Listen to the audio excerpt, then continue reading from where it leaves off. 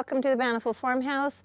Today is Sunday, March 12th, and we are wrapping up a very, very, very long week for us. Last Sunday, I ordered a chip drop and the big yellow bag, dirt, and wasn't expecting any of them to be delivered anytime soon because it's winter time and who has chips? But our chip drop arrived Wednesday, and so that kind of set things in motion for us a little bit. Took an early lunch. We put as much as we could. We needed to get off the sidewalk, so we spread it as much as we could, and then I worked on it the rest of this weekend and got it all sorted onto our front lawn. We're trying to kill out the lawn because we're going to plant some fruit trees this fall, so we're starting early.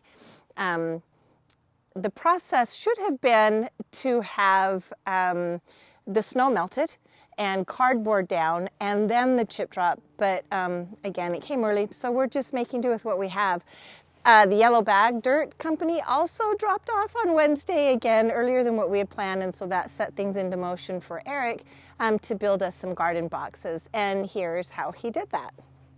So now that our dirt's arrived, we need a few more places to put it. So I'm going to build a couple more garden boxes, and I'm going to recycle this wood material to go through and build those. They'll be about 3 feet by 5 feet as far as the dimensions of the boxes are concerned, and probably maybe a foot to 14, 16 inches high on that. This is an old piece of fence that's left over from the original fencing here on this property.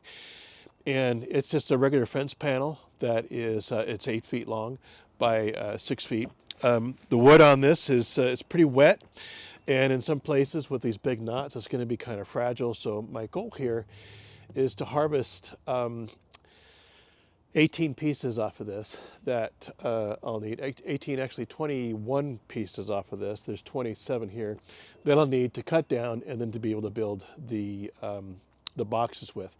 So hopefully these pickets will maintain their integrity as I peel them off. I'm going to do that pretty carefully with this pry bar and take the nails out as well, so I don't have to worry about any inadvertent punctures while I'm building this. The wood's pretty wet, like I was talking about, which makes this pretty easy to go through and dismantle, take apart. So I've been able to salvage 22 pickets off of this, and had to do it pretty gingerly because a lot of this wood looks like it's going to split right at some of the grain. Now, when this dries out, it'll get its integrity back, and once I clean this moss and stuff off of it and take the nails out, I think the structural rigidity will come back to this. And if not, no big deal. It doesn't cost me anything. But we like the look of old barn wood. And I'm going to then use these cross members as uprights for the corner supports and middle supports of the boxes itself. So everything here will be used, which is a good thing. So I'm going to take the nails out next. But a couple things here to keep in mind is, one, keep track of the nails. I don't want them falling into the dirt and having the chickens pick them up or anything that way. Or we roll our trailers and my motorcycles back here from time to time and don't want to run a risk of a puncture. So I'm going to keep track of my nails that way, and I'm also going to be pretty careful in how I pound them out, again, because I just don't want to split the wood. This tool that I'm using here is a pry bar, but it also has a hammerhead on it, so I can, once I pound them through, I'm going to flip it over and then just pull the nails like this. Seems so elementary. It probably is. Here I'm probably speaking way below most of you folks. But just so you know, there's a method in the madness of what it is that we're doing here. And this gets pretty tedious with 22 planks with 6 nails each. It's going to take me a little while to go through and pull the nails out. And also is the reason why I want to keep track of everything, because that's a lot of nails that could end up on the ground. So the nails are out, and I had some help here from my canine companion. And the next step then is going to be to clean off the wood here, and I'm going to just use a nylon brush. I wish I had a metal brush, a wire brush that way, but I don't, so I'm reduced to this. And I've already done a little bit of cleaning and always see how grimy this stuff is. YouTube is really interesting because there are these videos on there, strange videos in my opinion, that people find deeply satisfying. And I'm thinking maybe this might be one of those videos. So if you find this deeply satisfying, you might want to hit stop at the end of this cut and rewind and watch it over and over and over again. For the rest of us who have things to do, we'll move on to the next step after these are all cleaned off. So there's a lot of detritus on this, and honestly, detritus is just a 25-cent word for crap. But there's this interesting little fungus growing here. You can see the filaments of that, and that's probably not going to be a good thing to introduce into a garden box, so I'm making sure that I get all of that off. And the reason why these are so dirty is because this fence panel laid in the snow most of the winter time, and when it was upright on the fence posts there, the bottom end of each one of these pickets has weathered probably about 5-6 inches up the picket itself. So I'm going to be cutting all those off, cutting off the dog ears as well, which will bring these down to about a 5.5 foot length. So I'm pretty happy with how these came out. Here in Utah, we have a classified service, like the old classifieds in newspapers, called KSL.com. KSL is a local TV station, and they run a big website with a classified section on it. And we looked up fencing on that website only to find that for used fencing that has been taken down, they were charging $75 to $80 a panel, an 8-foot panel, or $3 a board, which is fascinating to me. $3 a picket. The last check I did, Lowe's was selling the same size pickets for $2.63, and I think the panels were going for about $92. They're brand new as that goes. So we saved a little bit of money here if you don't count my precious time involved in doing all this. Okay, on to the next step. So I have my crosscut saw set up, and I've already cut me a guide piece, and what I've done is I've lopped off the dog ears, and I've also taken off the end that was weather corroded, and it's not a bad piece of lumber, and it comes out to about 5 feet 6 inches. When I build the boxes, I'm going to have some overlap as far as where the corners come together, and so the extra, that'll be probably another 2 inches there. So I'm going to go through and use this as a guide while I go through and cut 3 or 4 of these at a time.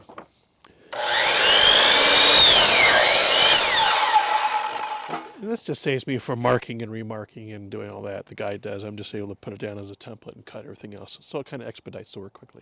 You know what I really like about these kinds of projects? There we go. Is that nothing's exact. You know, it's not like building furniture or a bookcase or anything. And so I don't have to be dead on things, even though the OCD part of me really wants me to be. But there's some freedom going, that's close enough. You know what I mean? Pickets are cut all to length there, hopefully the same length, every one of them being that way. I need to do the rails next. I'm going to do them tomorrow because I'm kind of tired right now, and I think I'm going to call it a day. But tomorrow we'll go through and clean up the rails and cut those to length, probably 14 inches, I guess maybe 15 inches, and then we'll start assembling the boxes, okay? So we got a skiff of snow last night, and rain this morning as it's coming in, of course, and I'm glad I covered up my lumber there. This morning I'm going to go through and finish off cleaning the rails and cutting these down to about 15 inches. And I'll need probably 1, 2, 3, I'll need 6 of these per box, 6 15-inch uprights here per box. So I'm going to go through and clean these and get that going, hopefully get things assembled here. I'm hoping, you know, there's a break in the rain. So I have the 13-inch sections cut for the uprights for the boxes, and with those cut, I've created kind of a jig here with my sawhorses to go through and space them out and then start laying the lumber in that I prepped out yesterday, and then start screwing things together to make the box. I have this set up then on my sawhorses, and I'm using the 2 rails that I've yet to cut as a jig for this. A jig meaning kind of a way to set things up into a pattern and to measurements. Now, these are the cross members that are set and ready to go. All I need to do is screw those down. But one thing I wanted to make note of with you is on each end I'm leaving this bit of a gap. So when it butts up against the end, it'll go flush here. So I'm hoping that my theory on this wood being wet, which I've done before as well, we'll make it so they don't split. So it's been my experience in the past, the chickens are laying, that when using wet lumber like this, when I use these wood screws, and I'm using these are 1.25 inches that I'm using to put in, and they'll give me plenty of bite for what I need. But the point I was trying to make was, since the wood is damp this way, I'm hoping it won't split it as I screw it in. So I guess you'll see firsthand how that's going to work. Just checking my overlap here and making sure that it's where it needs to be. And I'm seeing with the rail below, it's already got a split down the middle, so I'm going to offset just so I don't aggravate any other splitting that's going on at the time. Need a little bit more torque.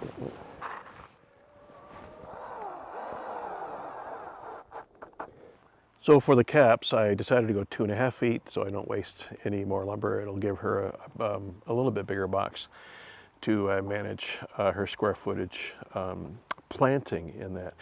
And on these, I'm just going to do the center support, and because the long sides already have those in place. So, but I'm going to put this in just so to support the 3 boards together. That makes it a little easier to go through and assemble that. So the pieces are done, and there's the 2 ends, and beneath those are the 2 sides. Now for me to assemble this, I'm just going to go through and put it together over where they're going to go, because I don't want to lug the whole box over there. The wood's wet, it's very heavy, and I just don't have the strength to do that. So I'm going to put them together over there in the garden. So I have it just kind of in place, mocked up here, and I'm just going to go through and attach the ends, and I'll be done.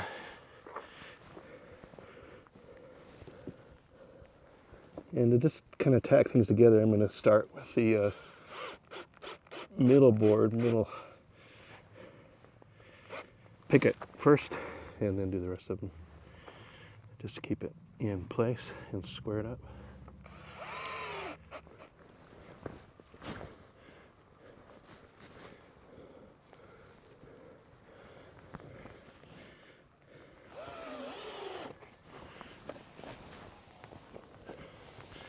Okay, that's it. So about 5 feet by 2.5 feet is the planting area in that. And you know, she can split that in half and have plenty of room to do her square foot gardening. All done. Just have them stacked on each other because I don't know where she wants to put those, but they should prove out to do what the old ones have done that were built along the same line, and they're a couple years old and seem to be holding their shape after 8 different seasons passing with those. So if you have any questions, my glasses are fogging up, put them down in the comments and I'll be glad to respond to you that way. I'm also going to put the dimensions down in the comments too, for those of you who would like to go through and try something like this out. Okay, thanks for watching. While Eric built his boxes, I worked inside. I was noticing that I planted the tomatoes and peppers, which you've seen if you've watched our earlier episodes, and I was nervous that they would all germinate because they're older seeds and I had left them out in the sunshine like I had explained earlier. But they all germinated. So I have 2, 3 seedlings in each hole that I put into those pots, and so now I have 6 to sometimes more in some of the pots. So I spent the weekend as well separating those out, repotting them so that they're all individually into their own pots so their roots can start growing and become healthier plants. I told you all earlier that if you are interested in receiving some of these plants, please, I'm not going to plant them all. I have what I need and extra. So if you want some, contact us here on the YouTube channel, leave a comment, and then we can get a hold of you, or you can hit us by Facebook as well, and just leave a comment on there, or you can email us, and I would be happy, more than happy to share. I have a really hard time throwing a live green plant away, and even though they're this big, they're still living, and so I just wanted to pot them and share the wealth. Thank you for joining us on this busy, busy weekend, and I hope you'll come back and see us again. If you like what you see, please subscribe, and again, leave any comments. If you want to see anything else or you want to learn something from us, leave those in the comments as well. Thanks.